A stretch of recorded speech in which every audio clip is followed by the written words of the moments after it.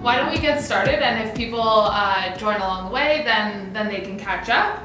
But I just wanted to introduce myself. My name's Sam. I work on the marketing team at Concord. We're so excited to partner with JOMO Studio to bring you some really awesome summer content.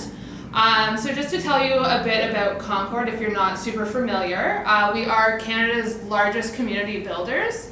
We have communities all across Canada, and locally in Ontario we have Concord City Place downtown Toronto and Concord Park Place in North York.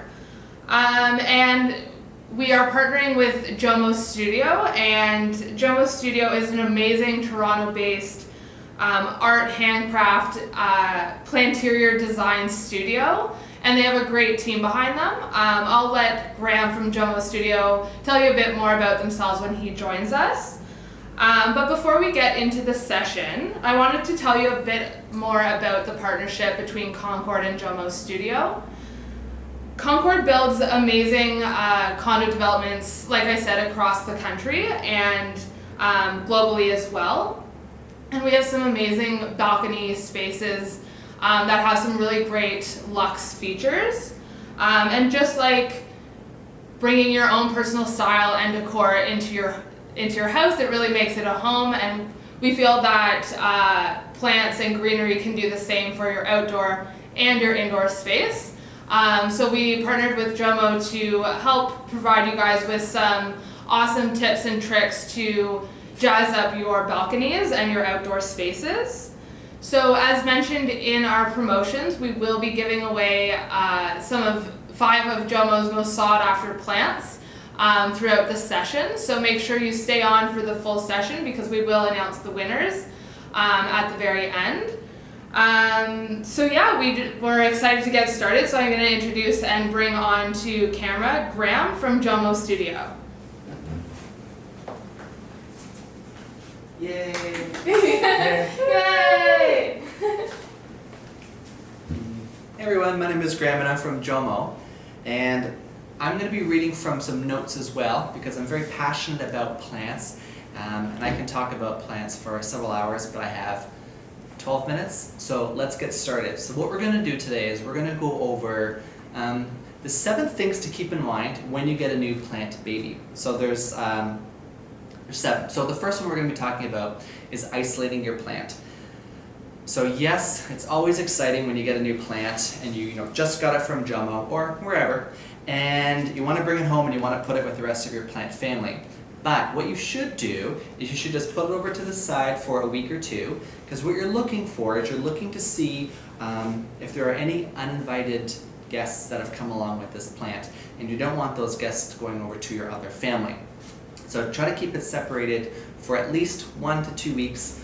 All of the growers and nurseries and plant shops, including ourselves, do our very, very best to make sure that you're getting a pest-free plant. But sometimes when you have a plant and it's come from very far away, when it crosses the border, yes, they are being sprayed. Yes, we spray them also within JOMO Studio, but sometimes the pests go deep, or sometimes they're not hatched yet. So it's always best just to keep them over to the side to keep your eye out on them.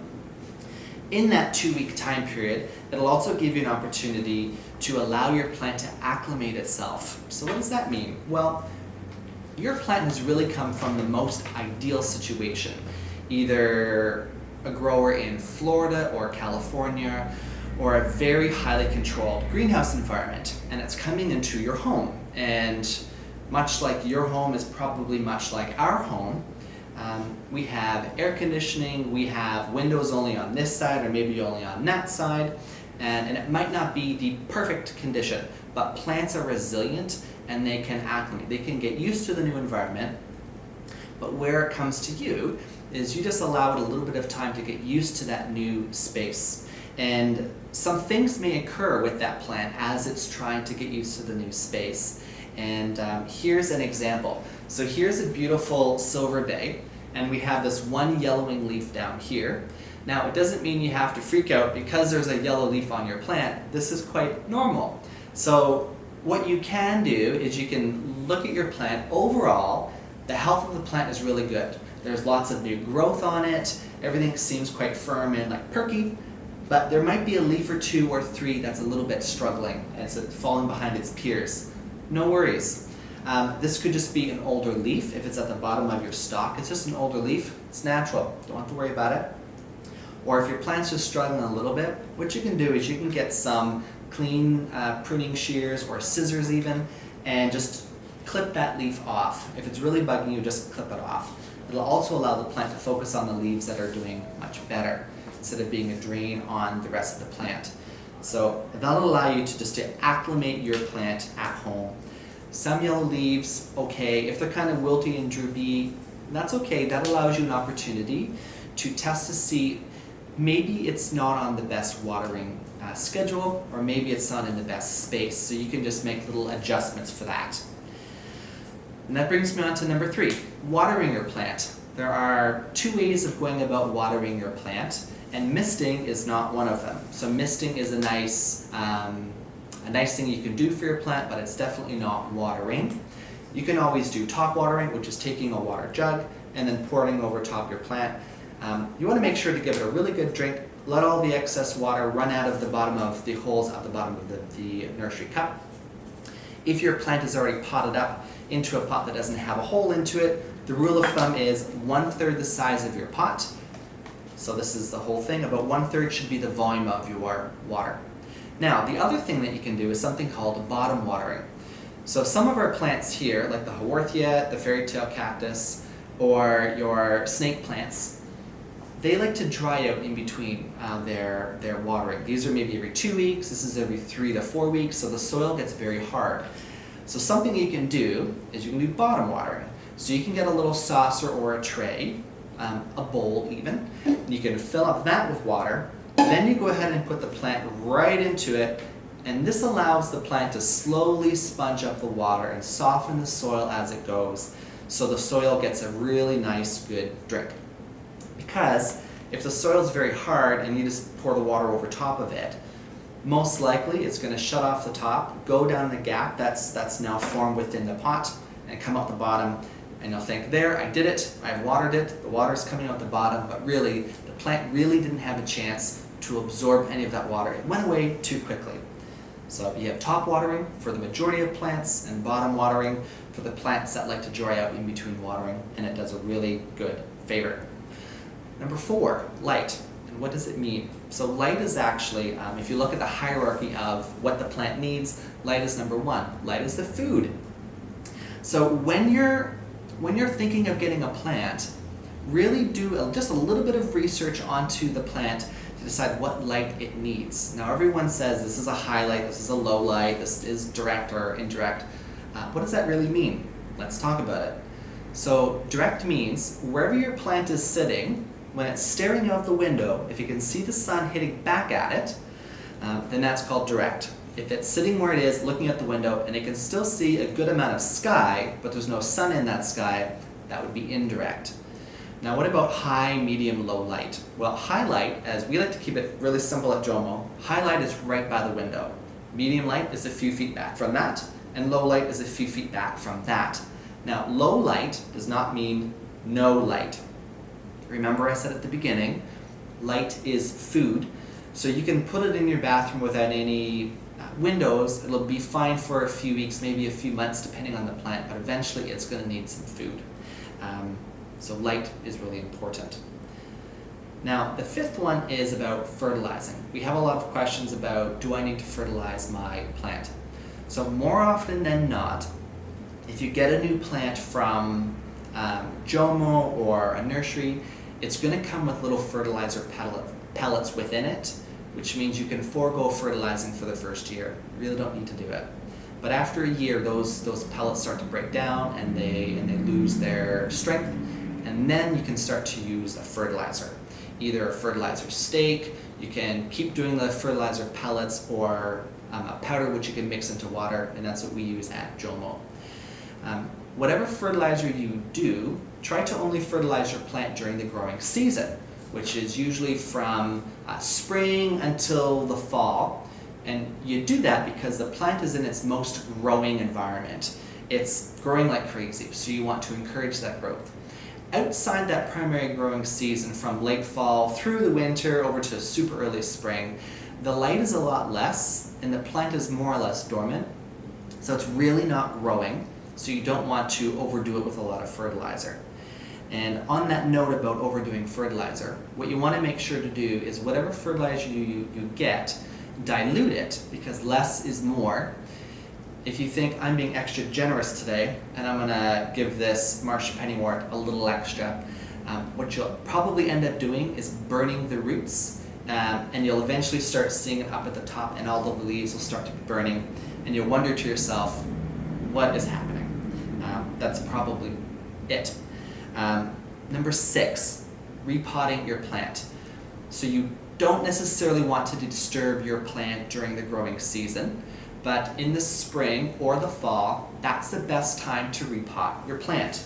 Now, when it comes to repotting, the rule of thumb is this: go up by 2 inches. So here is a 4-inch nursery cup, and the size up from that is going to be 6. It usually goes up by 6, or by 2 rather, 2, 4, 6, 8, etc. And we have another webinar coming up in August, I believe, and we will be guiding you through how to repot and plant up your own little succulent here. So I'm going to dive in a little bit more to the repotting process there, but the nuts and bolts of it is for this session is when you slide it out to assess, does it need to be repotted? If you see a lot of roots spinning around and around and around, it's probably root bound. So that's a key indicator that it needs to be potted up. There are, like life, lots of exceptions to that rule, such as the peace lily over here or the snake plants over here. They love to be root bound, so they like to be really tight within their pot. So you don't want to pot them up too quickly. And you also don't want to repot from here to a 10-inch or an 8-inch because it's too much soil, which means the soil stays moist for a lot longer, and then the roots start to rot, and then you'll have root rot. Because the plant's job is to use all of its feeder roots, soak up all that moisture, and allow the soil to dry out somewhat, and it also allows the roots to actually dry out as well, which is good for the plant. Okay, so we have sped through this, and then now is number 7, the humidity level. So for the humidity level, not all plants want to be misted or being in a high humid environment. The telltale signs that they do it would be on our website. So if you're to go onto our website, any plant that you're looking at, it'll have all of the care instructions right within the page. And it'll tell you how often you should be watering it, what would be the light requirement, and then the humidity. The care tips are also really great for that as well. If you have an air plant, of course you're going to be misting those. If you have a big bird of paradise like what we have here, those like moisture as well. But things that come from a drier environment like a desert, those aren't going to be ideal. So things like your succulents, cacti, snake plants, you want to try to keep those in a lower humid environment. And things like this, like a marsh pennywort, marsh is the dead giveaway here. It loves moisture and it likes evenly moist soil. And if you give it a spritz in the morning as you're brushing your teeth or at night as you're combing your hair, that's going to do the world a favor, or at least the plant. So in summary, you've got this. You really do. We've just covered the 7 basics. And what that'll allow you to do is give you some knowledge and confidence to when you're looking to get plants, think of where you're going to be putting them, and then do a little bit of research on the plant. If I want to put it on my dining room table or my far back room on the shelf, is it going to be happy there? If you're buying the right plant for the space is going to look great, and the plant will also look dynamite as well. So in that, I'm going to thank you for your time. If you're wanting to have a bit of information about what we've done, you can always go to our website, and we have a blog post called So You Have a New Plant Baby, and that'll allow you to find all of the smaller details that I might have skimmed over just for the factor of time today. So in that, I'm going to pass it back to Sam. Thanks everyone. Yay. Thanks, Graham. That was awesome. I definitely took some notes because I have some plant babies that could use some more love or different love. But yeah, that was awesome. I hope you guys enjoyed. Again, thanks so much for joining us. We're so happy to bring you this content, and we're so happy about Concord's partnership with JOMO Studios. So have a great Wednesday. Thanks so much, guys.